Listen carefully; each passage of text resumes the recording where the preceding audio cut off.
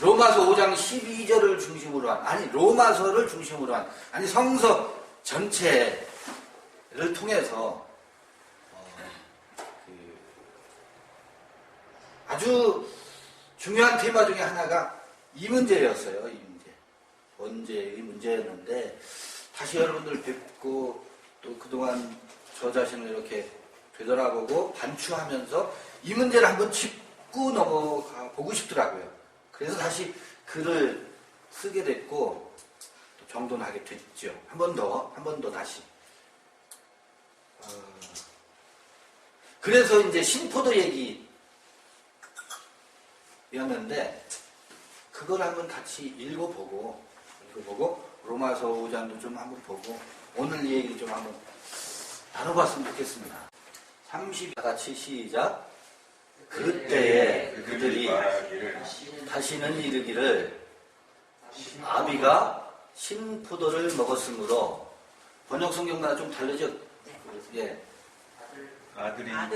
아들들이 이가 시다하지 아니하겠고 신포도를 먹는 자마다 그 이가 신같이 각기 자기 죄악으로만 죽으리라. 나 여호와가 말하노라. 보라, 날이 이르르니 내가 이스라엘 집과 유다 집에 새 언약을 세우리라. 나 여호와가 말하노라. 이 언약은 내가 그들의 열조의 손을 잡고 애굽 땅에서 인도하여 내던 날에 세운 것과 같지 아니할 것은 내가 그들의 남편이 되었어도 그들이 내 언약을 파하였습니다. 좀 더 읽어볼게요. 나 여호와가 말하노라. 그러나 그날 후에 내가 이스라엘 집에 세울 언약은 이러하니 곧 내가 나의 법을 그들의 속에 두며 그 마음에 기록하여 나는 그들의 하나님이 되고 그들은 내 백성이 될 것이라. 이거 굉장히 유명하죠. 아비의 마음을 자녀에게로, 자녀의 마음을 아비에게로. 이게 새 언약의 키워드 아니겠어요? 옛 언약과 새 언약을 구분할 때, 이거 신학교 같은 데 들어가면 새 언약을 설명할 때 늘, 그 다음에 말라기서 마지막 구절, 아비의 마음을 자녀에게로, 자녀의 마음을 아비에게로. 이게 뭐죠? 마음이 하나 되는 이야기죠. 이 새 언약이 예레미야 선지자에 의해서 기록될 때 앞서 하는 이야기가 있어요. 앞서 하는 이야기 중에 무슨 이야기를 하냐면 유대 속담 중에 이런 속담이 있대요. 이게 그 유대인들이 속담입니다. 무슨 속담이냐면 우리 아버지가 아주 그 신포도를 먹어서 우리가 포도 신 거를 먹으면 자연스럽게 아이쇼 하고 어떻게 해요? 얼굴을 찌푸리게 되죠. 신 거를 먹으면. 그리고 아마 그거를 많이 습관적으로 먹으면 입안도 실 뿐만 아니라 이까지 신가 보죠. 우리가 그것까지 경험적으로 알고 있지 못하지만 막 그런가 봐요. 그런데 내 이가 쉬었어요. 쉬었는데 사람들은 말하기를 내 이빨 신까닭은 내가 신포도를 먹어서 신 것이 아니라 우리 아버지가 신포도를 그렇게 드시더니 그렇게 드시다가 나를 낳았더니 내 이빨이 이렇게 시다. 이런 속담이 유대 속담에 있는 거예요. 신약에도 그런 얘기가 나오잖아요. 누가 소경이 됐는데 이 소경된 이가 누구의 탓 때문에 소경이 됐습니까? 아비의 죄 때문입니까? 아니면 자기 죄 때문입니까? 라고 하는 질문을 하잖아요. 근데 그때 대답이 뭐였어요? 아버지의 죄 때문도 아니고 본인의 죄 때문도 아니래요. 이게 굉장한 의미가 거기 담겨져 있는 것 같아요. 다만 무엇을 나타내려 함이라 그러잖아요. 하나님의 영광을 나타낸다? 아비의 죄도 아니고 본인의 죄도 아니래요. 자, 근데 여기서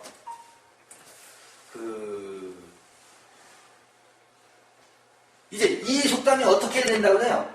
그때 그들이 다시는 이르기를 아버지가 신 포도를 먹어서 아들의 이가 시다하지 않을 거래요. 어느 때가 되면? 그날이 어느 때예요? 이 새 언약이 성취되는 때겠죠. 그죠? 아비의 마음과 자녀의 마음이 하나로 합치되는 그때에는 아버지가 신 포도를 먹어서 내 이빨이 시다라고 하는 그런 허무맹랑한 속담은 이제 그쳐질 것이다 라고 그치게 될 거다 라고 하는 예언을 예레미야 선지자가 하고 있습니다. 근데 이 예언을 또 누가 또 해요? 에스겔에서 한번 보겠습니다. 에스겔 18장 한번 보겠습니다.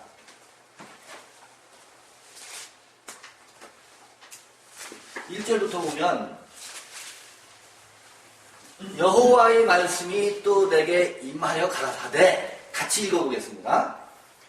너희가 이스라엘 땅에 대한 속담에 이르기를 아비가 신포도를 먹었으므로 아들의 이가 시다고 하면 어떻게 된 일이냐? 나 주 여호와가 말하노라. 내가 나의 삶을 두고 맹세하노니 너희가 이스라엘 가운데서 다시는 이 속담을 쓰지 못하게 될 것이다. 다시는 그런 속담을 쓰지 않을 때가 올 거라는 거예요. 이건 예언입니다. 그러면서 모든 영혼이 다 내게 속한지라 아비의 영혼이 내게 속한 같이 아들의 영혼도 내게 속했다. 그러니까 각각 속해 있다는 거예요. 그게 서로 연결이 되어 있는 것이 아니라 연좌죄로 묶여 있는 것이 아니라 아버지의 영혼이 내게 속해 있고 또 각각 아들의 영혼이 내게 속해 있지, 아버지와 아들의 영혼이 같이 연좌죄로 묶여가지고 나한테 속한 것이 아니라는 거죠. 각각이랍니다. 그러면서 모든 영혼이 다 내게 각각 속한지라 아비의 영혼이 내게 속한 같이 아들의 영혼도 내게 속하나니, 그러면서 범죄하는 그 영혼이 죽는데요. 그러니까 아버지가 신포도를 먹어서 내 이빨이 신 것이 아니다. 아버지가 죄를 범해서 그 죄 때문에 내가 죄인이 된 것이 아니다. 연좌죄가 아니다. 각각 자기의 죄로 인해서 어떻게 된다? 죽으리라. 그러니까 이전의 그런 속담은 없어지게 될 것이다 라고 하는 예언을 하고 있어요. 그러니까 유대인들에게도 원죄론이 있었어요. 우리들이 지금 아담의 죄를 범했기 때문에 우리가 다 이렇게 죄인이 되지 않았느냐라고 하는 속담을 우리가 가지고 있잖아요. 이게 누가 가르쳐줘서인지 성경을 그렇게 배워서인지 불현듯 우리는 그런 속담에 익숙해져 있습니다. 그렇죠? 예.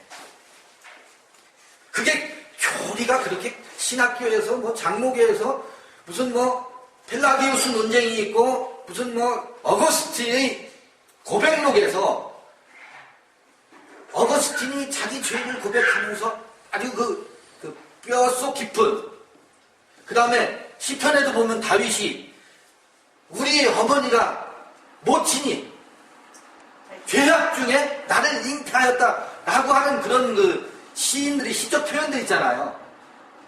아, 죄악 중에 나를 잉태해서 내가 죄인이다 라고 하는 그런 그 연좌제. 그러니까 우리는 죄인이다 라고 하는 아주 뼛속 깊은 기독교인들 뿐만 아니라 그런 그 원죄론 사상이 우리의 그 내면을 머리 깊게 그 그림자가 드리워져서 그 사고 속에 젖어 있습니다. 그런데 이런 예언이 성서에 나와 있어요. 근데 우리가 성경을 수백 쪽을 해도 이런 것을 읽을 때 의미 있게 깊이 눈여겨서 읽지 않나 봐요. 그래서 이런 부분들을 그냥 간과하고 넘어가는 것 같아요. 이게 왜 이런 게 기록이 되어 있고 이게 무슨 말이지? 하고 머리가 뻥 한번 충격을 먹으면서 읽어볼 만 하잖아요. 이게 무슨 이야기인가? 그러면 시편 기자의 그런 우리 어머니가 태중에서 죄악 중에 나를 잉태했다라고 하는 이것은 무엇인가? 그래서 내가 죄 가운데 태어났고 그래서 나는 죄인이다.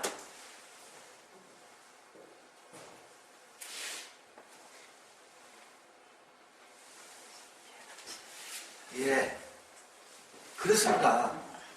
근데 이제 우리가 이제 그런 속담에 익숙한 삶을 살아왔잖아요. 그런데 이런 예언이 우리에게 지금 다시 예언되고 있고 그 예언이 성취 때가 어느 때가 되면 그 속담이 우리 가운데서도 끊어질 때가 온다라고 하는 그 이 예언이 우리에게 다시 예언될 뿐만 아니라 그때가 당연히 와야 되지 않을까요? 원죄론이 맞냐 틀리냐라고 하는 논쟁은 중요치가 않습니다. 그런 논쟁은 신학적 논쟁은 수천 년 동안 계속 반복되어 왔었던 논쟁이니까 그 논쟁에 우리가 휘둘려가지고 그 논쟁을 반복하자는 얘기가 아닙니다. 과연 그러한가? 우리에게서 이 예언이 과연 성취될 것이고 그러면 바울은 무슨 이야기를 하고 있는 건가? 바울은 이 에스겔과 에레미야 선지자의 이 예언과 상시 전혀 반대되는 이야기를 로마서에서 하고 있는 건가?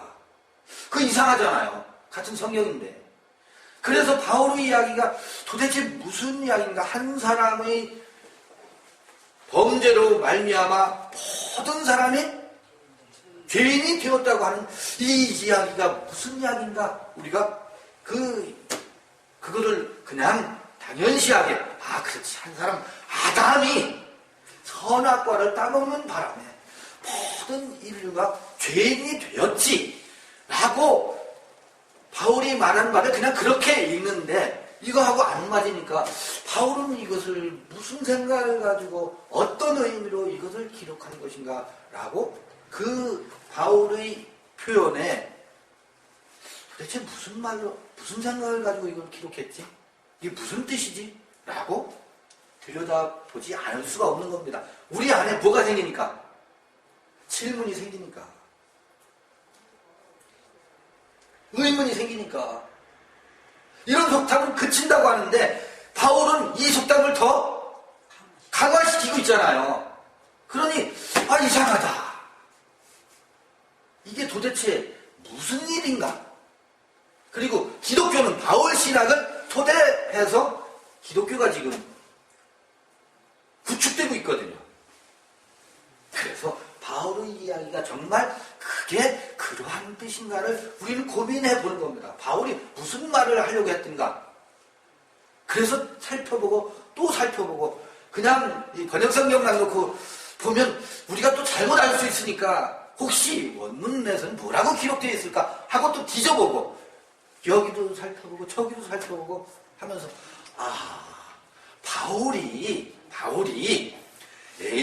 엘리야나 에스겔이 한 예언하고 다른 이야기를 하고 있는 것이 아니고 도리어 같은 이야기를 하고 있는데 우리도 모르는 사이에 연좌대에 익숙해 있는 우리가 그냥 바울도 어렵건 그렇게 말했으려니 하고 그렇게 번역하고 더군다나 어거스틴과 같은 초기 기독교의 거성이 원죄론을 어린아이가 태어나면 이 아이가 천국에 갈 수 있습니까? 지옥에 갑니까? 라는 질문에 어린아이도 아담이 죄를 지었기 때문에 죄인으로 태어나서 그가 예수를 믿지 않으면 당연히 지옥 간다라고 그렇게 해석을 하고 그렇게 전해져 내려오고 원죄론이 그렇게 널리 유포가 되었단 말이에요.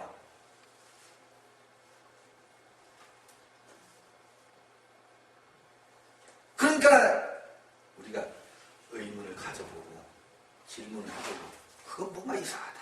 그건 뭐가 안 맞는다.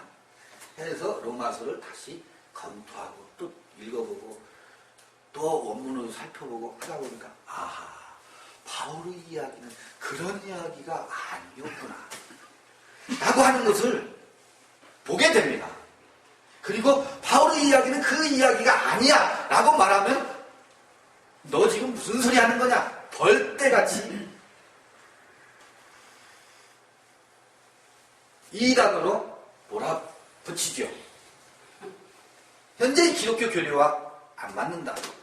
너는 틀렸다라고 이제 공박을 받게 됩니다. 그래서 그러면 이제 바울이 뭐라고 했는지를 한번 살펴보려는 겁니다.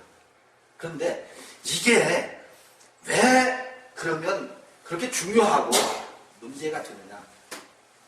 왜 그러냐면 이것 때문에 그렇습니다. 우리가 예수 그리스도의 은혜를 통해서 구원이 뭐냐라는 질문을 우리가 또 해봐야 돼요. 그러나 일단 지금은 그 질문까지 하지 말고 은혜와 구원에 참여한다고 하는데 대개는 일반적으로 이런 교리예요. 뭐냐면 우리는 아담으로 말미암아서 모두가 죄인 되었는데 이 죄를 예수 그리스도의 십자가의 피로 단번에 히브리서 같은 데 그러잖아요. 단번에 어린 양의 그 피로 죄를 사했어요. 우리가 그것을 믿기만 하면 구원을 얻는데요. 구원에 참여한대요. 그래서 우리 다 예수 믿느라고 예수 믿기 경쟁을 하고 있잖아요. 예수를 잘 믿으려고 아마 여기 계신 분들은 뭐 예수 잘 믿기 위해서 안 해본 것이 없을 겁니다. 집도 팔아보셨을 테고 전세에서 월세도 옮겨봤을 테고 예수 잘 믿으려고 이 고을에서 저 고을에도 가보셨을 테고 전국을 순회하면서 예수를 잘 믿으면 어떠니까? 죄사함을 받고 구원이 우리에게 은혜로 주어진다고 하니까. 근데 그렇게 해서 예수를 믿기 위해서 무던히 지금 이렇게 왔는데 그 와중에 우리 내면의 소용돌이와 갈등들이 얼마나 많이 곡절이 있어 왔어요. 그래서 예수 믿는 것이 도대체 무엇을 말하는 것인가? 이 아담의 그런 형태의 죄가 우리 모두에게 그렇게 전가되었고 유정되었고 전가되어 와서 그래서 우리는 죄인일 수밖에 없고 그래서 우리는 죄를 지을 수밖에 없는데 또 한 번 예수 그리스도가 이 죄를 도말하시기 위해서 십자가에 돌아가셨다. 이것을 믿기만 하면 죄 사함을 받고 용서를 받고 어디를 간대요.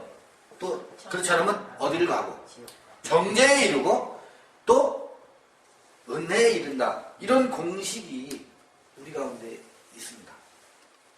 그런데 지금 연좌제가 아니라면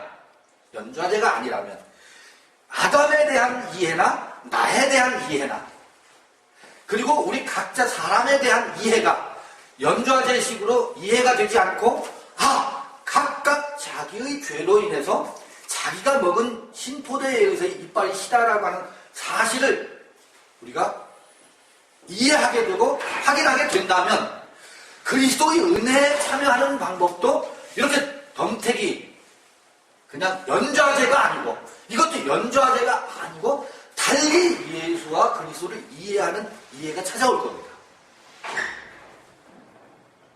그리고 그때 주어지는 은혜와 긍휼이 무엇인지가 예전에 우리가 교리적으로 갖고 있던 것과는 저는 다른 형태로 우리에게 다가올 것이고요. 그래서 이 아담의 연좌제 죄론과 예수 그리스도의 은혜와 은총론이 전혀 달리 드러나고 그래서 바울은 구구절절하게 로마서는 이 아담 얘기와 예수 얘기를 둘로 나누어서 절절하게 설명을 하고 있거든요.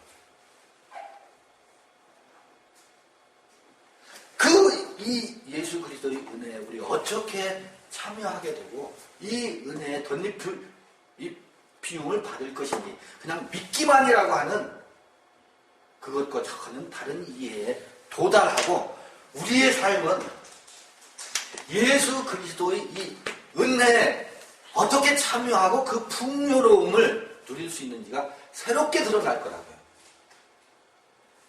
이게 믿기만으로 해버리니까 거기서 여러 이상한 형태들이 기형적으로 발생하고 있고 지금 기독교라는 이름으로 여러 형태의 모임들이 많잖아요. 아까 오시면서도 뭐 구원파도 있겠지만 여호와쟁이다 무슨 뭐 또 어디다 뭐다 이 수많은 종파들이 이 언저리에서 태어나고 명멸을 거듭하고 있는데 무슨 말씀인지 잘 알겠고요. 그래서 이제 그럼 열로 가보죠. 로마서 5장 12절.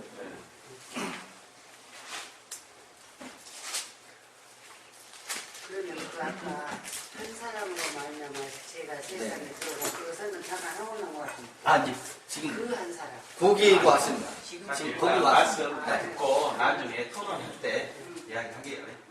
내기 끊겨볼게. 그렇게 볼게. 자, 이런데 모르신다고 그러세요? 너무 잘하시는데. 제일 보십시오. 잘하시는 것 이제 로마서 5장 12절로 한번 가보자고요. 12절을 한번 읽어보겠습니다. 물론 이제 로마서 1장 1절부터 쫙 다 읽어봐야 되겠지만 그 나중에 그럴 기회가 있으면 하는 걸로 하고 12절 다 같이 시작. 그러므로 한 사람으로 말미암아 죄가 세상에 들어오고 죄로 말미암아 사망이 만무하니 이와 같이 모든 사람이 죄를 지었으므로 사망이 모든 사람에게 이르렀느니라. 이렇게 되어 있어요. 그러니까 여기서 이제 문제가 되는 것은 한 사람입니다. 한 사람을 어떻게 볼 것이냐.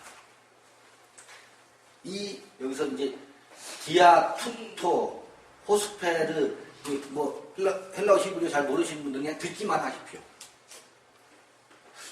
제가 부득불 이 부분을 한글 성경만으로 간과할 수 있는 부분 때문에 보지 않을 수가 없고 그리고 이제 그걸 빌려서 설명을 드리겠습니다. 말씀 드려볼게요. 여기서 디헤노스 안드로프 그래요. 한 사람으로 말미암아 그랬는데 이게 이렇습니다. 이 디아라고 하는 전치사가 있어요.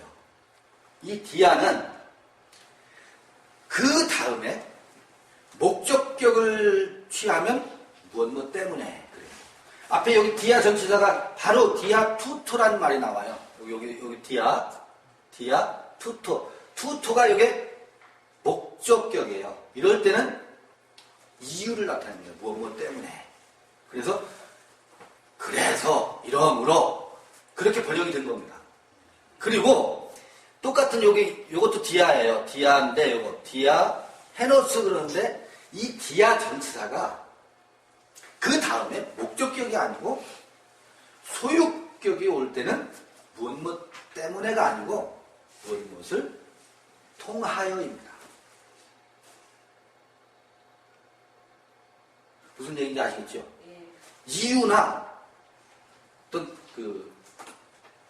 때문에가 아니고 디아가 그 다음에 소유격을 취하면 무엇을 통하여입니다. 그래서 헤노스 안드로푸 그래요. 요게 뒤에 나오는 헤노스 안드로푸가 소유격으로 되어 있습니다. 그러면 어떻게 해야 되겠어요? 한 사람으로 말미암아가 아니고 한 사람 때문에가 아니고 직역을 하면 한 사람을 통하여입니다. 한 사람을 통하여 하마르티아 많이 들어보셨죠? 죄라고 그러죠? 그런데 그게 뭐예요? 하마르티아가 관역에서 빗나가다. 이건 많이 들어보셨죠? 화살을 쏘았는데 화살 관역이 빗나갔다라고 하는 것을 죄라고 한다. 이건 많이 들으셨을 거예요. 이 헤노스 안드로푸로 말미암아가 아니라 한 사람을 통하여 관역이 빗나갔다. 좀 전에 말씀하신 것처럼 선악과와 생명과가 있는데 생명과로 관역이 맞춰져야 되는데 선악을 향해서 관역이 맞춰져 나가는 것이 그게 뭐다? 죄다. 그런데 이때 한 사람 할 때 헤노스 안드로푸 할 때 여기는 정관사가 없어요. 그 한 사람이라고 하지 않고 영어로 하면 혹은 부정관사가 붙어 있는 거예요. 정관사 더가 아니고. 그러니까 한 사람은 한 사람인데 에덴 동산에 있었던 그 한 사람을 통하여 죄가 들어오고라고 표현하고 있지 않습니다. 그냥 한 사람을 통하여 관역이 빗나갔다. 그러고 있어요. 그렇게 표현하고 있어요. 그리고 관역이 빗나간 그 죄가 어디로 들어갔느냐면 에이스라고 하는 전치사는 영어로 하면 인투예요. 어디를 향해서 그 안으로 들어가는 거예요. 그런데 코스몬이라고 하는 것은 코스모스예요. 코스모스. 이게 세상이라고 하는데 이게 질서란 말입니다. 질서. 세상으로 한 사람을 통해서 세상으로 뭐가 들어갔다? 죄가 에이셀덴 들어갔대요. 그리고 디아테스 하마르티아스 여기서도 또 디아가 목적격을 취하지 않고 소유격을 취하고 있습니다. 그 죄를 통해서 다나토스 사망이 들어왔대. 그러면서 뒤에 문장이야. 이와 같이 이처럼 이 후토스 제가 글을 써서 올렸죠. 이 후토스 이와 같이 판타스 안드로푸스 모든 사람이 사망에 이르렀다. 모든 사람 한 사람이 그런 것처럼 모든 사람이 그렇다. 그랬다. 같은 방식으로 해요. 똑같은 방식으로. 그러니까 아버지가 신포도를 먹어서 신 것처럼 너도 내가 신포도를 먹어서 이가 시었다. 그러니까 아버지가 신포도를 먹어서 내가 시다라고 하는 말과 아버지가 신포도를 먹어서 그 아버지 이빨이 신 것처럼 너도 내가 신포도를 먹어서 내 이가 시다. 이 말은 다른 말이에요. 다른 말이에요. 모든 사람이 여기 한 사람이 그랬던 것처럼 모든 사람이 그렇게 해서 사망이 왕노릇한다라고 바울이 기록하고 있습니다. 그러면 이때 이때 헤노스 안드로프가 아담을 말하는 것이냐? 아담을 말하기도 하지요. 첫 번째 사람 한 사람이니까. 한 사람은 아담도 포함됩니다. 아담을 말하기도 하지만 여기서는 그 아담을 말하는 게 아닙니다. 정관사가 붙어 있질 않아요. 그러니까 누구나 한 사람이 있는데 아까 말씀하신 것처럼 선악을 향해서 가는 한 사람이 있습니다. 그것이 신포도를 먹는 행위이고 그래서 사망이 왕노릇한다. 내 이가 시다. 그 원리가 모든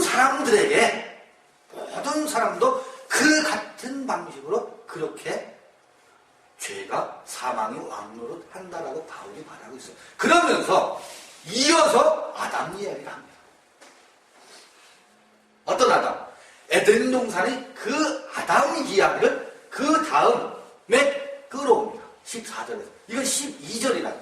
그냥 아담 얘기를 먼저 하는 게 아니고 한 사람 이야기를 먼저 합니다. 그런데 중요한 것은 여기서 한 사람 하면 그거 헤노스 안드로프 하면 그거 당연히 아담이겠지라고 우리가 생각하게 되어 있어요.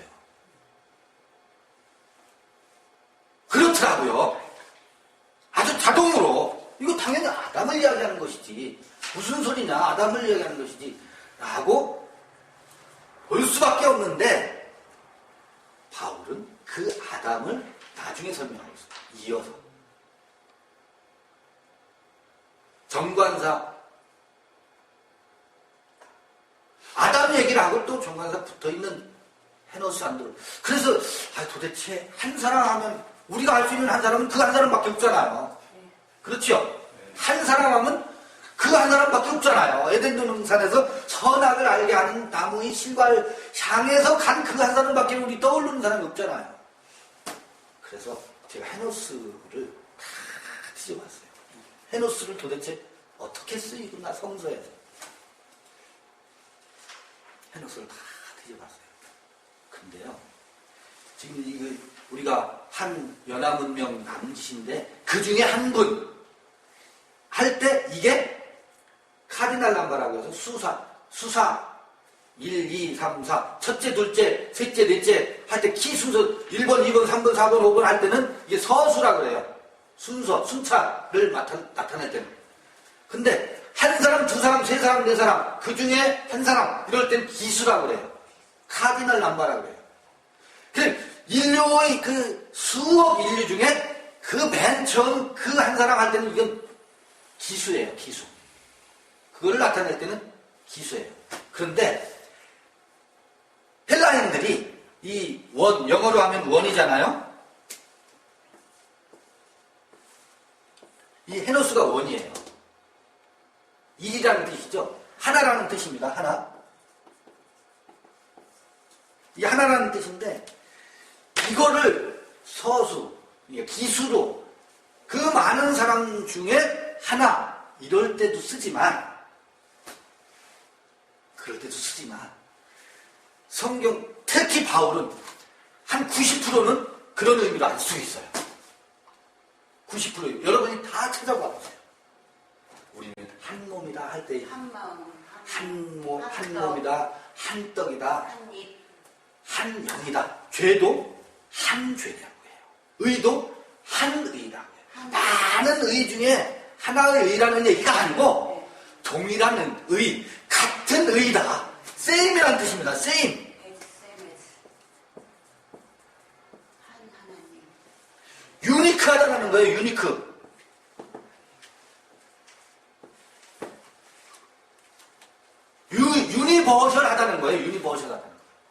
그러니까 만물은 하나다 할 때 헤노스를 써요.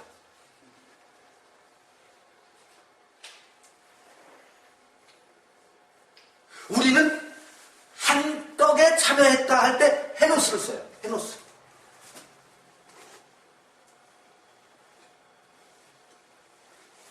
그런데 재밌는 그 헤노스를 찾아 쭉 가다 보면 예배소서 같은 게 그래요. 그리스도는 한 세 사람을 크티조한다 그래요. 한 세 사람을 창조한다 그래요. 이삭을 이야기하는 겁니다. 우리 안에 두 존재가 있죠. 아까 말씀하신 것처럼 율법 아래에 있고자 하고 율법 아래에서 끊임없이 하나님 나라를 이루어 보려고 하는 내 모습이 있고, 또 하나는 믿음으로 그리스도의 은혜 안에 머물고자 하는 또 다른 나가 있어요. 이것을 바울은 아브라함 이야기를 비로소 갈라디아서에서 사례를 위에 있는 예루살렘이라고 말하고 하가를 땅에 있는 예루살렘이라고 말해요.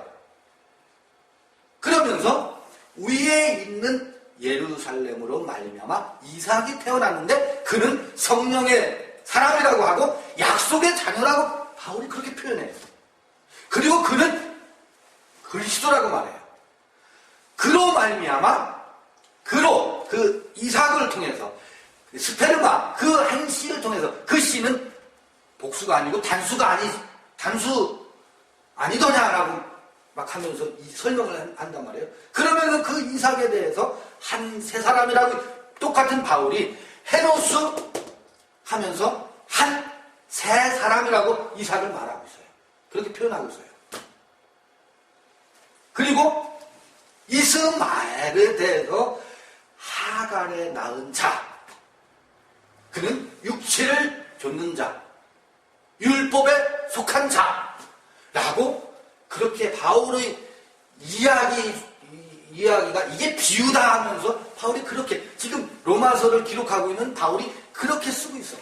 그리고 전부 헤노스는 이런 의미로 수사로 쓰기보다는 우리가 다 하나다.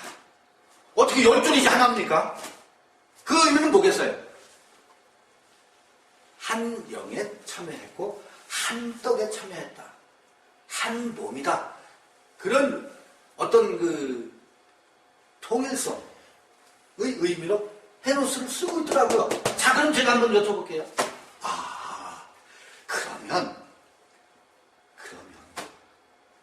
이 이스마엘의 속성은 에덴에서의 아담의 속성이고, 아브라함의 이야기를 빌면 아브람과 아브라함이 있죠. 그러니까 아브람의 속성이고, 백세가 지나서 아브라함이 되잖아요. 사례가 있고 사라가 있죠. 사례의 속성이고, 이스마엘이 있고 이삭이 있죠. 이스마엘의 속성이고, 그 다음에 야곱과 에서가 있죠. 에서의 속성이고, 그렇잖아요. 이게 계보를 따라서 이렇게 나옵니다. 자, 에덴 동산에서 아담이 있고, 이 아담 안에 펼쳐져 있는 게 선악이 있고 생명이 있어요. 그래서 두 속성이 있어요. 그러면 이 선악의 속성이 계보로 내려오는 겁니다. 계보로 내려오는. 그 다음에 이 생명의 속성은 감추어져 있어야지. 감추어져 있는 이것이 드러나야 돼요. 이것이 드러나려면 이 생명의 속성이 왜 감춰져 있냐면 아담이 이를 좇지 않고 선악을 좇았기 때문에, 사망이 왕노릇 하고 있기 때문에. 그래서 내려오면서 로마서에서 이와 대비되는 예수 그리스도가 등장합니다. 이런 흐름입니다. 자, 그러면 선악을 먹는 아담이나 아브람이나 사레나 이스마엘이나 에서나, 그 다음에 신약에 와서 누구요? 사울. 그 건너편에 누가 있어요? 바울이 있잖아요.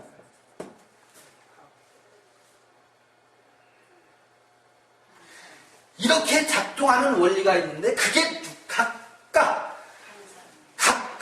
헤노스, 안드로, 푸스가 그 속에 있다는 겁니다. 그걸 우리는 우리의 첫사랑이라고 하고, 첫사랑들은 왜 그럴 수밖에 없을까? 제가 골똘히 생각해봤어요. 아하, 첫사랑은 보십시오. 태어나자마자 엄마의 젖을 빨아 먹어야 삽니다. 근데 동생이 태어나서 엄마 품에 들어와서 엄마 젖을 먹으려고 해요. 그러니까 이 육체의 생명이 유지하려면 부득불 엄마의 젖을 놓고 뭐 해야 돼요? 동생하고 다퉈야 돼요.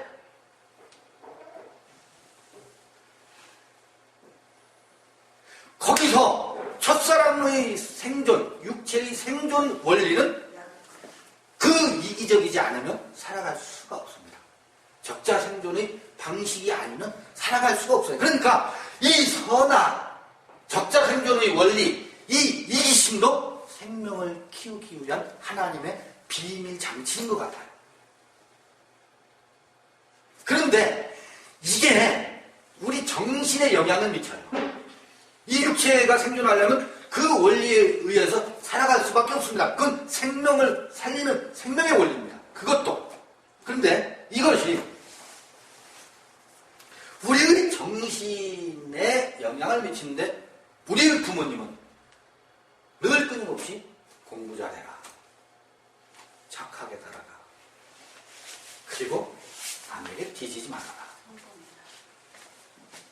머리가 될지언정 꼬리가 되지 말아라 라고 가르치잖아요. 그러니까 우리는 어떻게 해요? 우리의 정신은 우리 부모님이 가르쳐준 방식으로 우리 정신이 연결되어 있어요. 그렇게 살다 보면 우리 정신이 뭐하게 돼 있어요? 분열을 일으키게 돼 있어요. 아, 이게 사는 것이다.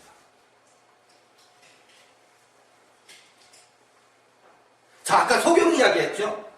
누구의 죄입니까? 라고 부를 때 아버지의 죄도 아니고 본인의 죄도 아니라고 했어요. 자, 이게 누구의 죄입니까? 죄라고 말하고 있지만 이건 누구의 죄입니까? 본인의 죄입니까? 아니면 애매하게 하나님이 에덴에 선악을 아는 나무를 짙게도 거기다 배치해놔서 원인이 하나님에게 있는 겁니까? 원인이 하나님께 있죠. 고약하시네. 그것은요, 이렇습니다. 우리가 성서를 읽을 때, 에덴의 이야기를 읽을 때, 저는 그 에덴의 이야기는요, 이렇기 때문에 이렇다가 아니고, 우리의 삶을 보고 선진들이, 아, 인생이 이렇구나 하고 기록되어 놓은 것이지, 우리 사람에 대해서 기록해 놓은 겁니다. 깨어있는 영성을 가지고 사람이 이렇더라라고 사람의 삶을 기록해 놓은 것이지, 이러이러해서 이렇다라고 그 원인 규명하고 그런 책이 아니라는 거예요. 그러니까 에덴 동산의 아담 이야기는 우리 인간의 실존을 이렇게 아주 간결 명쾌하게 짧은 이야기 속에 많은 것을 담아놓은 그런 깊은 철학서가 없습니다. 짧은 이야기 아니에요. 그런데 거기에 인간의 두 양태에 대해서 이렇게 생생하게 이야기식으로 기록해놨는데, 우리를 봐보십시오. 우리 이야기 아닙니까? 단순 명쾌하게 기록해놓은 이렇게 그 이야기는 없다. 저는 그런 생각을 가끔 하거든요. 자, 어떻든 이 속성을 일컬어서 뭐다? 아까 이 뭐예요 이거? 각각이죠. 각각이지만 헤노스를 유대인들이 사용하는 용법으로 보면 한 사람입니다. 어디에 참여한? 선악에 참여한 헤노스 안드로푸입니다. 선악에 참여한 헤노스 안드로푸입니다. 물론 그 헤노스 안드로푸가 선악을 향해서 가기 때문에 디아, 헤노스, 안드로푸 각각 그 한 사람을 통해서 뭐가 들어왔다? 어둠이 들어옵니다. 죄가 들어왔고 사망이 왕노릇한다. 그러면 여러분들에게 여쭤볼게요. 사망이 왕노릇한다는 게 무슨 뜻이에요?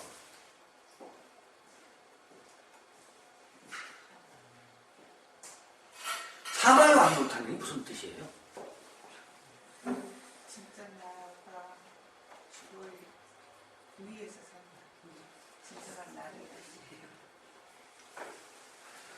말하자면 그 관념 그 자체가 우리를 지배하고 그게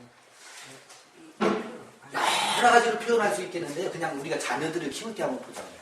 자녀들을 키울 때 선악으로 키우면 이것을 해라, 이것을 하면 안 돼 라고 이제 요것은 하면 옳고 요것은 하면 잘못된 거야 라고 가르친다고 해보자고요. 그래서 부모의 기준으로 아이의 생명의 그 풍성함을 어떻게 해요? 끊임없이 제약을 가하고 채찍을 가하는 아이들 봐보세요. 그 영혼이 어떤가? 파리해집니다. 자기의 재능과 자기의 생명의 끼, 이게 발휘가 안 돼요. 선은 악으로 키워봐 보세요. 아, 그건 틀린 거야. 어허. 그러면 안 되지. 그래, 잘했어. 당근과 채찍을 계속 내 기준에 의해서 아이들을 양육해 보십시오. 그 아이는 그 아이의 됨됨이가 살아나질 않습니다. 왜? 그게 사망이 왕노릇하는 겁니다. 우리가 그렇게 자랐어요. 교회에서도 늘 그렇게 그랬고, 그 아이 됨이 살아나게 양육을 못하는 거라. 우리가 선악에 속해 있기 때문에 옳고 그름으로만 키우려고 하기 때문에 이게 선악의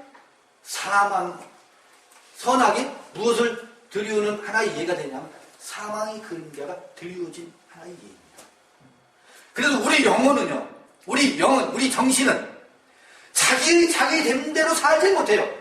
또 이게 맞나? 틀리나? 다른 사람이 날 비난하면 어떡하지? 이게 옳은가? 하나님이 채찍질 하시는 거 아닌가? 맞아. 내가 기도를 많이 했어. 금식했어. 하나님 기뻐할 거야. 늘 이러고 살아요. 뭐하고 살아요? 늘 눈치 보면서 살아요. 누구 눈치? 주변 사람. 목사님 눈치, 하나님 눈치, 자기 스스로의 눈치, 이웃 사람의 눈치. 이게 뭐예요? 이게 선악에 속해서 옳으냐 그르냐를 따지기 때문에 그렇습니다. 성경을 일주일 밤낮 금식하면서 성경을 읽으면 잘했대. 즐거워해요. 누구 눈치 보는 거야? 하나님께 내가 충성했대. 선악으로 사는 사람들의 정신과 영혼은 파리하게 되어 있어요. 우리 지겹게 그렇게 살아왔잖아요. 각 교회에서 속해 있는 종교 모임에서. 이게 맞는가 틀린가, 옳은가 그른가. 사망의 왕노릇합니다. 실제로 늘 사람들은 나에게 눈치 안 줘도 자기 자신이 누구 눈치를 봐요? 하나님 눈치를 봐요. 스스로가 너 죄의식에 사로잡혀. 우리 그 죄의식의 뿌리가 얼마나 깊었었어요. 죄의식에 사로잡혀서 누가 보든지 안 보든지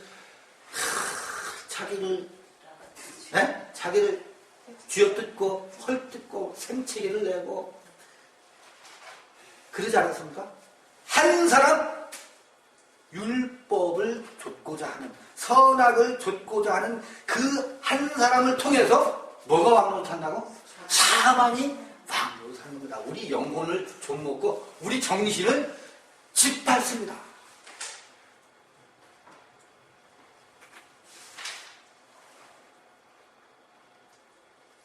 이 이야기를 하는 겁니다. 자, 그런데 한 사람으로 말미암아. 그러면서 이제 무슨 이야기를 하냐면 조금 더 로마서 이야기를 진행시켜 보겠습니다.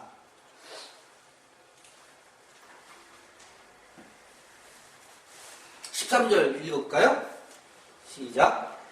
죄가 율법 있기 전에도 세상에 있었으나 율법이 없을 때는 죄를 죄로 여기지 아니하였네. 이거 무슨 말씀인지 아시겠죠? 예. 무슨 얘기예요? 율법이 죄를 만든.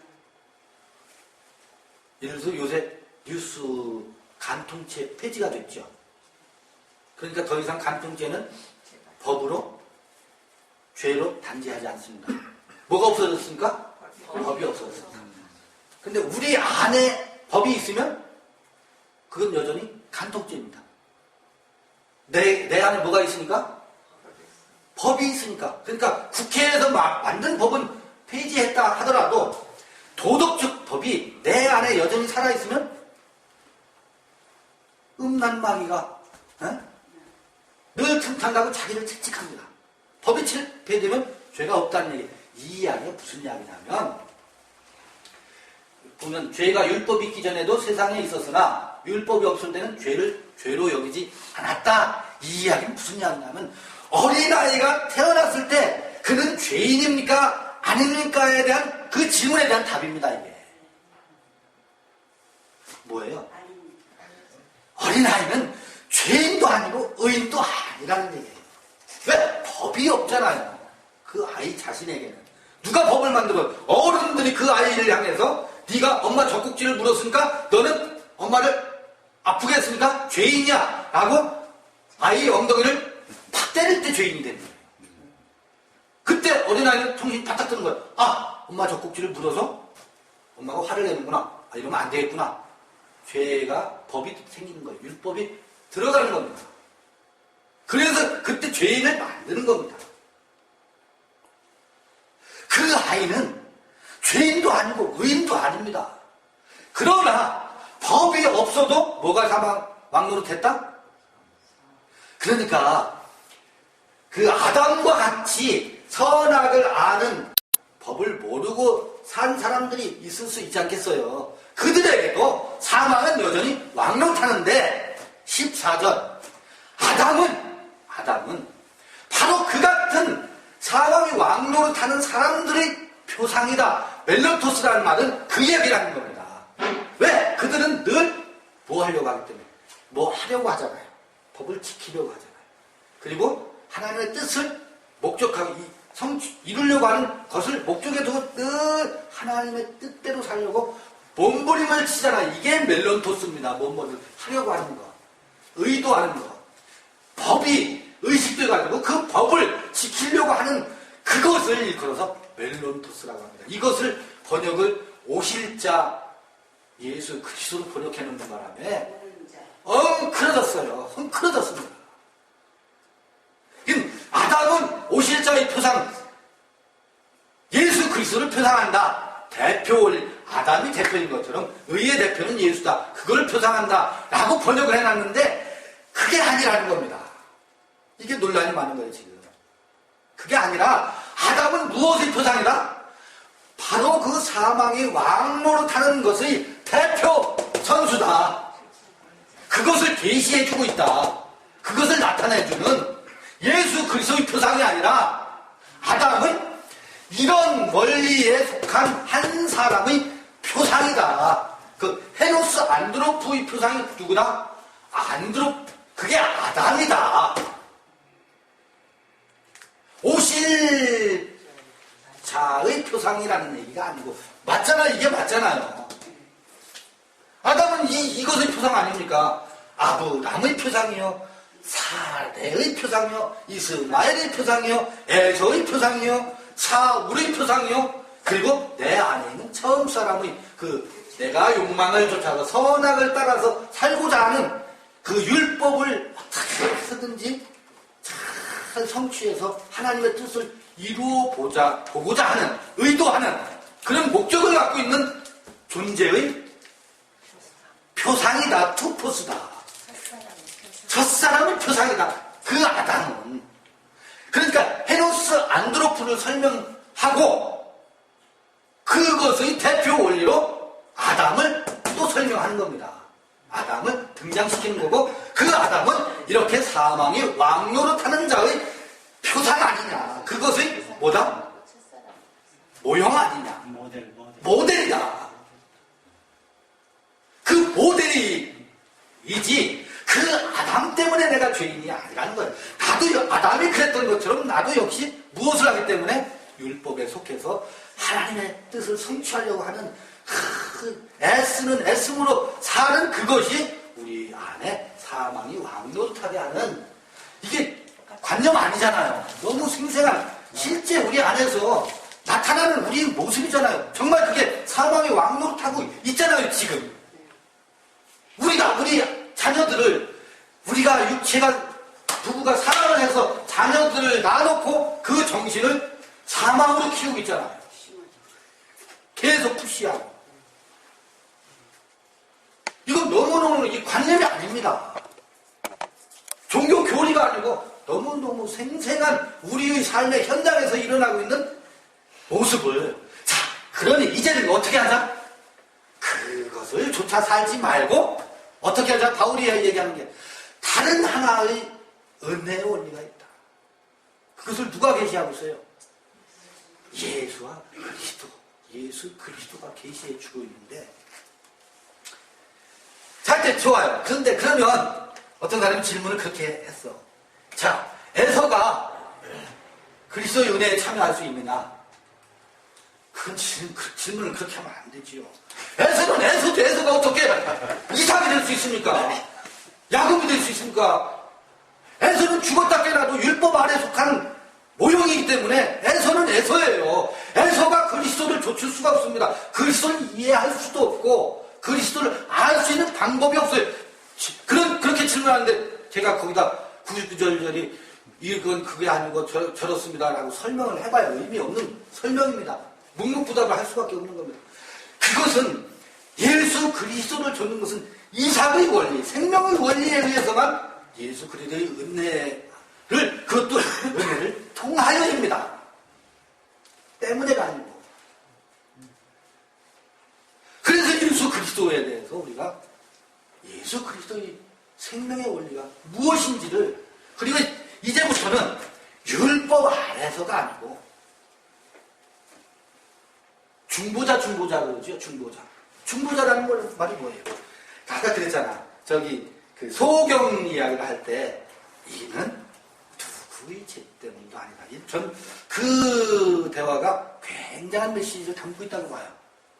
자, 이 첫사람의 원리는 사람을 죽이고자 함이 아니라 이 첫사람을 통해서 뭐 하려고? 하나님의 영광을 드러내려고. 그리스도를 드러내려고. 야훼를 드러내려고. 그 원리가 뭐냐면 율법이 여기 뭐라고 그러세요? 네?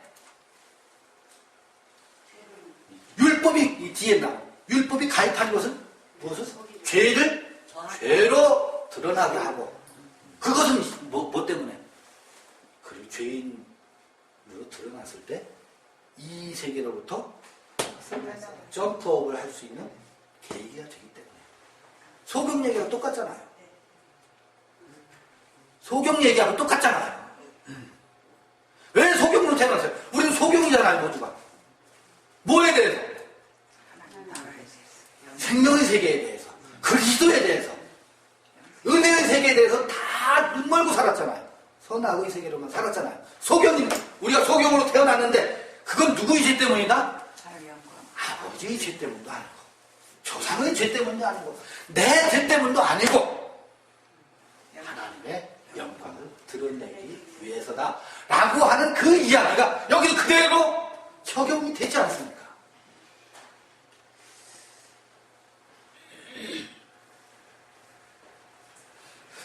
그래서 이제 이 로마서를 원문을 살펴보면 이렇게 헤노스 안드로프 정관사 없는 안드로프 이야기가 나오고 그 다음에 아담 얘기가 나와요. 아담은 그 아담이에요. 정말 그 아담이에요.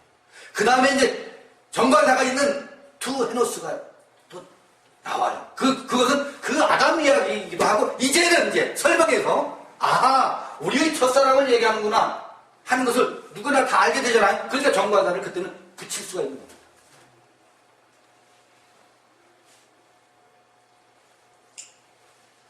이제는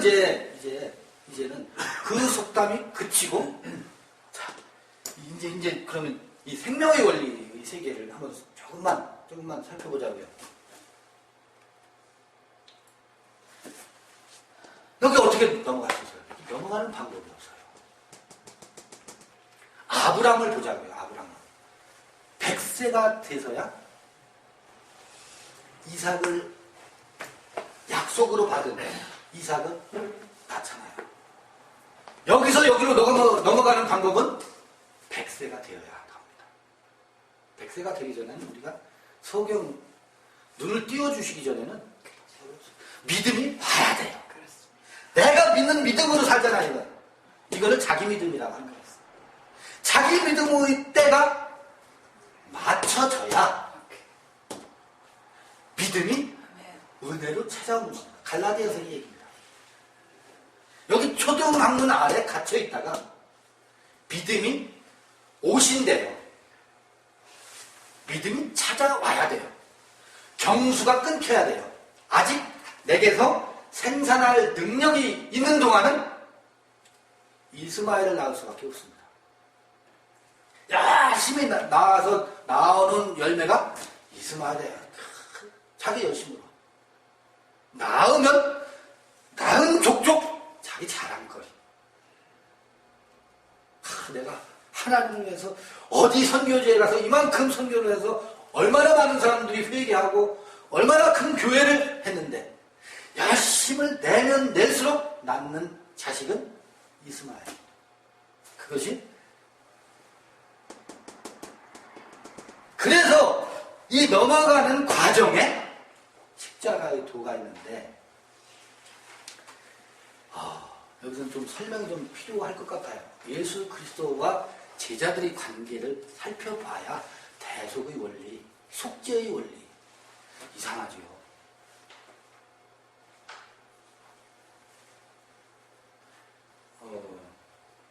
제가 이제 간단 명료하게 딱 설명해서 전달해드렸으면 참 좋은데 그걸 잘 못해요. 그래서 예를 들면 좀 늘어지는데 양해하고 좀 들어주십시오.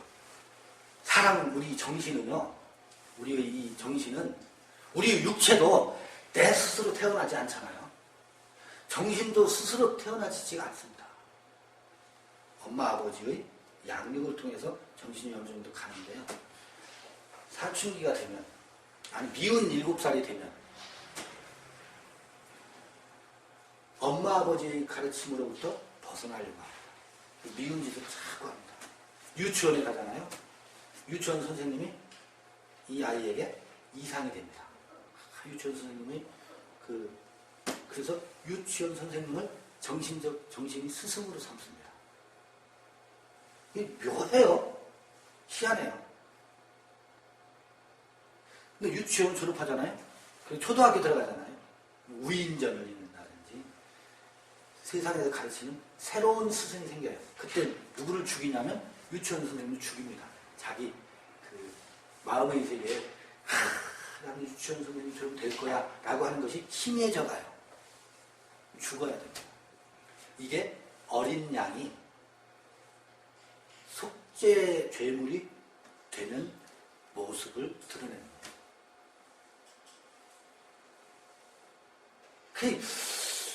구약 성경에 보면 제사 얘기가 그렇게 많이 나오잖아요. 어린 양 이야기가 그렇게 많이 나오잖아요. 왜 어린 양입니까? 1년 된 양? 왜 어린 양이에요? 이 유치원 아이에게 있어서의 유치원 선생님은 자기가 생각할 때 가장 순수하고 가장 아름답고 가장 멋있는 분이어서 닮고 싶은 거예요. 순진무구하게 아이의 생각 속에는. 그런데 유치원을 졸업하자마자 그는 그 유치원 선생님 뭐가 돼요? 어린 양이 되어서 속죄 죄물이 돼버려서 죽어버려요. 이 아이의 정신세계 속에서 죽어 없어진다니까. 그래서 그만큼의 세계에서 대속의 어린 양이 되는 겁니다.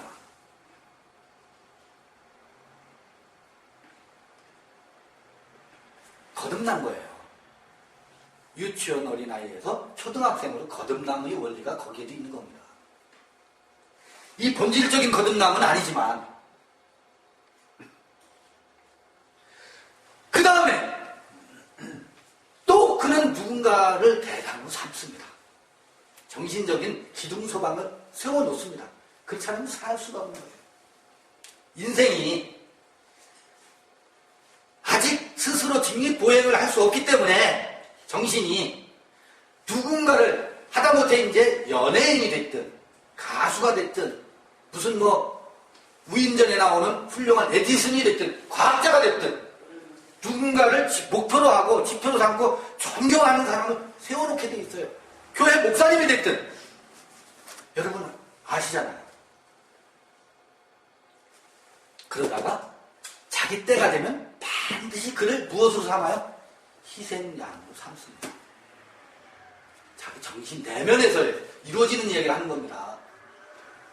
겉으로 가서 그를 어떻게 각을 떠가지고 재단에 올려놓는다는 게 아니라 우리 정신에서 이미 그를 어린 양으로 잡아다가 제물로 삼고 제사를 지내버리고 나는 그 상태에서 벗어나지. 이게 속죄의 원리입니다. 그렇게 안 지내온 사람은 어디 있어요? 그런데 한 번 드리는 제물이 있어요. 종교는요, 종교에서 예수 그리스도는 제자들에게 있어서 예수 그리스도는 이전에 유치원 선생님이나 어떤 우인 그 부모님들이 얘기하던 훌륭한 사람하고 비교가 안 돼요. 예수 그리스도 종교에서의 우리가 주님으로 삼고 있는 존재는 그런 존재하고 비교가 안 돼요. 가장 인간의 원초적인 욕망을 가장 극대화해서 예수 그리스도를 통해서 자기를 투영시켜서 우리 천국 가서 잘 먹고 잘 살래. 우의정 좌의정 할래. 이 땅에서는 이렇게 우리가 비루하게 살지만 예수 그리스도를 통해서 이 다음에 우리는 하나님의 자녀가 돼서 10골, 20골을 차지할 왕이 될 거야 라고 하는 믿음을 어디에다 실어요? 예수에게 심습니다. 예수에게 담습니다. 누가? 제자들이. 우리들도 마찬가지예요. 그런데 예수가 뭐래요? 예수가 베드로의 제자들의 이 기대와 소망을 배신합니다. 배반을 하고 있습니다. 터무니없는 내가 예루살렘에 올라가서 고난을 받고 3일 만에 이러이러하게 되리라, 고난받게 되리라 라고 하니까 큰일 났죠? 베드로가 그리마옵소서, 무슨 말씀을 하시는 겁니까? 우리의 메시아가 그럴 수는 없잖아요. 우리의 꿈을 이루어 주셔야 되는데, 이게 베드로의 선악의 뭡니까? 꼭대기에다가 예수를 놓고 있는 겁니다. 베드로는 이 생명의 세계를 사는 게 아니라 선악의 꼭대기에 가장 윗자리에 예수 그리스도를 거기다 모셔놓고 있는 겁니다. 이거는요, 여러분 생각해 보십시오. 제자들이요, 산상수훈 안 들었어요? 누구의 설교를 들었어요? 예수의 설교를 들었던 사람들입니다.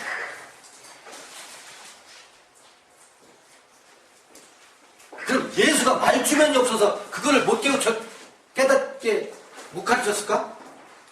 예수가 십자가에 돌아가시기 전에 그걸 가르쳐줄 수 있잖아. 근데 그거는 그렇게 해서 되는 게 아니라는 거야. 되지 않아요. 그게 아브라함이 100세가 되어야 넘어가는 원리입니다. 그러니까 예수가 어떻게 해요? 그렇게 해서 십자가에 달려 돌아가십니다. 그럼 예수가 죽었죠? 예수가 죽은 게 아닙니다. 예수가 죽었지만 예수와 함께 제자들이 꿈과 소망, 믿음, 천국, 이 설레임, 그 모든 것이 한꺼번에 어떻게 됐어요? 박살이 난 거예요. 예수의 배반. 그로 인해서 뭐가 도말되느냐면 제자들의 온갖 예수를 통해서 구현하고자 했던 꿈과 이상, 이게 이곳에서의 처음 사람의 욕망, 그게 하말티아 죄라고 하는 겁니다. 그것을 예수가 온몸으로 담아냈고 그것을 짊어졌습니다. 이걸 뭐라고 하냐면 보라, 세상 죄를 지고 가는 하나님의 어린 양이로다 라고 하는 예언의 성취를 예수가 한 몸으로 하신 겁니다. 그렇게 해서 그 박살내니까 그 다음에 베드로에게 나타나는 현상이 뭐예요? 거기나 잘 몰라요. 그게 뭐야? 할 것이 없어졌어요. 아까 멜론토스가 없어졌어요. 멜론토스. 하려고 하는. 그게 도말되는 거예요. 이걸 뭐라고 그래요? 이걸 속이라고 합니다. 속죄의 어린 양이 됩니다. 그러니까 이전에는 무슨 일만 있으면 양을 잡아다가 번제로 드리고 속죄제로 드리고 화목제로 드리고 이스라엘 제사 그것이, 그런데 이건 1년 된 어린 양을 단번에 드림으로 해서 지성소로 들어갈 수 있는 길을 이렇게 열어놨다는 거예요. 이렇게 그러니까 아까 유치원 선생님이나 아니면 연예인이나 우리가 열광했던, 그리고 혹은 어떤 무인들, 이런 사람들이 내 속에서 떠나가고 죽어나가는 것은 수시로 드리는 제사의 하나의 비유입니다. 예수 그리스도의 단번 제사는 그 모든 것을 한꺼번에 누구에게 제자들에게. 우리도 그런데 그 예수를 우리도 그렇게 따라하잖아요. 저는 그 예수가 제 속에서 같이 떠나갔어요. 그래서 그 세계로부터 저는 자유로워졌어요. 그러니까 예수는 나에게 있어서 뭐가 되세요? 속죄의 어린 양이 되신 거예요.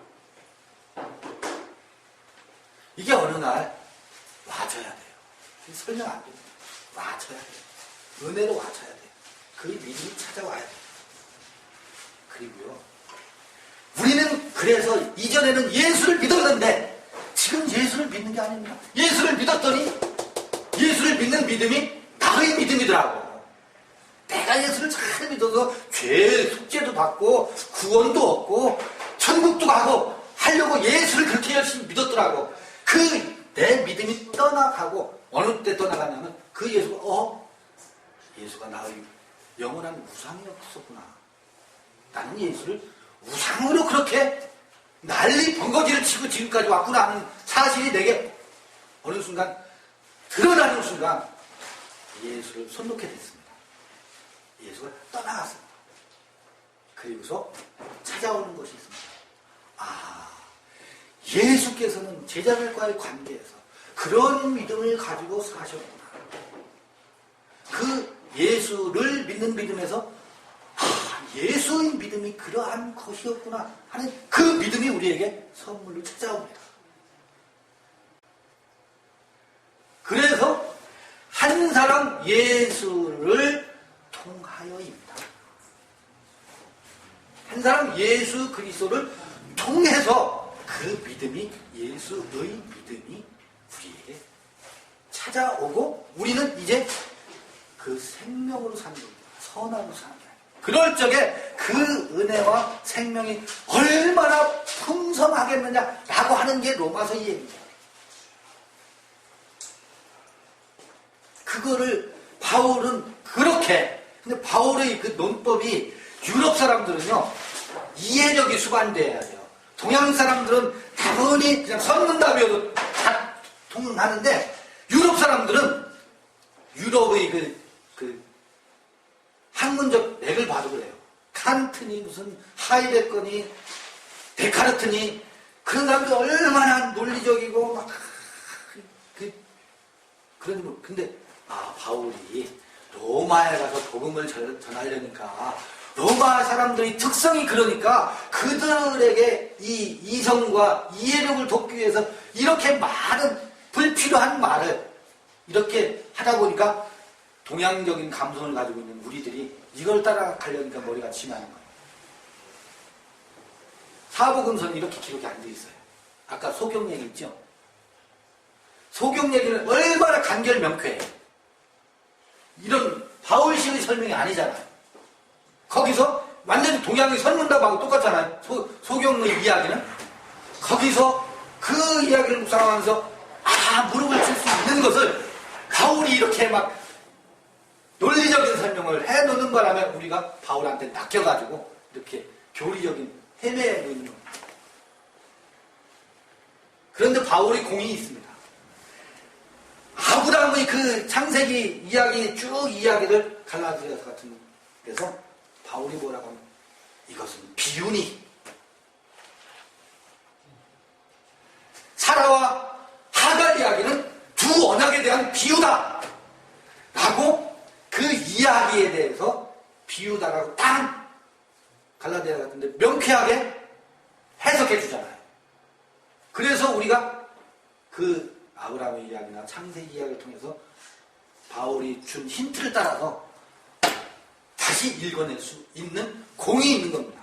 그런데 이 로마서 같은 경우는 우리를 구렁텅이에 자칫 빠지게 할 수 있는 소지가 있어요. 잘못 읽으면. 예수는 그런 방식이 없습니다. 사복음서를 봐보십시오. 어디 그렇게 논리적인 설명이 한 군데나 있나?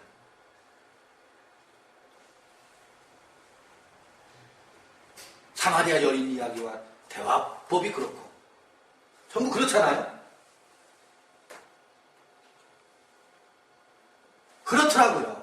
그렇더라고요. 자, 그러면 이 생명의 세계의 원리와 생명의 이 풍요로움을 우리가 이제 아까 이제 맛봐야 된다고 그러셨잖아요. 맛봐야지. 맛볼 뿐만 아니라 그 삶으로 우리가 초대받은 거잖아요. 초대받고 지금부터라도 선악의 세계를 결별하고 이 생명의 세계에 거해 보자고요. 그 은혜와 은총이 얼마나 풍족할 것인가. 바울의 이야기가 정말 그러한가. 우리의 삶에서 한번 살펴보자는 거죠. 늘 경험하고 들여다보자는 거죠. 시간이 많이 갔어요. 제가 말을 많이 한 것 같은데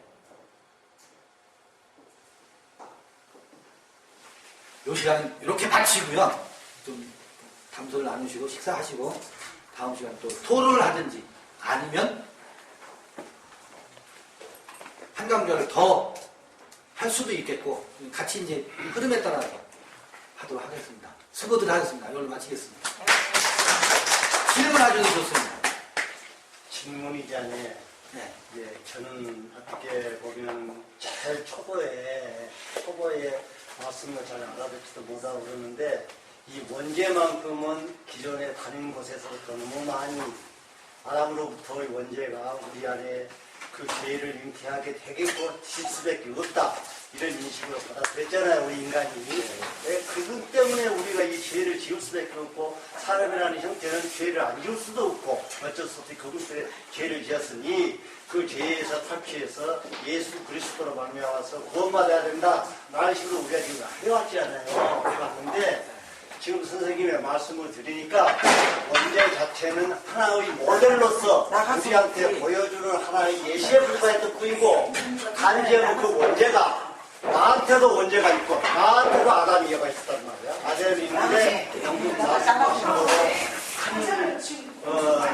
세상죄를 주고는 하나님이 어린 양 예수 그리스도를 말미암아서 그 원죄를 참 보게 하는 그거를 말미암아서 나의 실체에서 떠나가고 바다변화 실체에 떠나가고 구세주의 그리스도의 형상만 나한테서 마음속에서 나타난 것이 바로 지금 말씀하신 노지가 아니겠느냐. 네. 나는 이렇게 받아들입니다. 네. 맞습니까? 맞습니다. 그러니까요.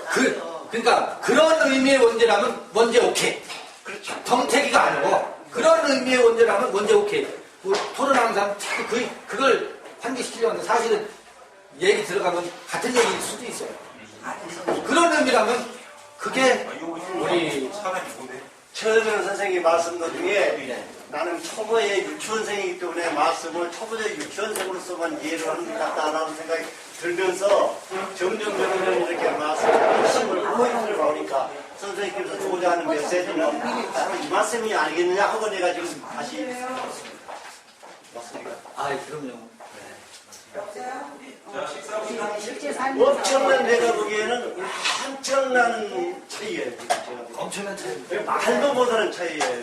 바다에 원자로부터 오고 갔는데 이건 아니란 얘기예요 지금 사실상. 맞습니다. 이렇게 누구를 의식하고 막 이렇게 하면 그것이 바로 그것이 그거라잖아요. 여기는 배운 거예요. 안 배운 거예요.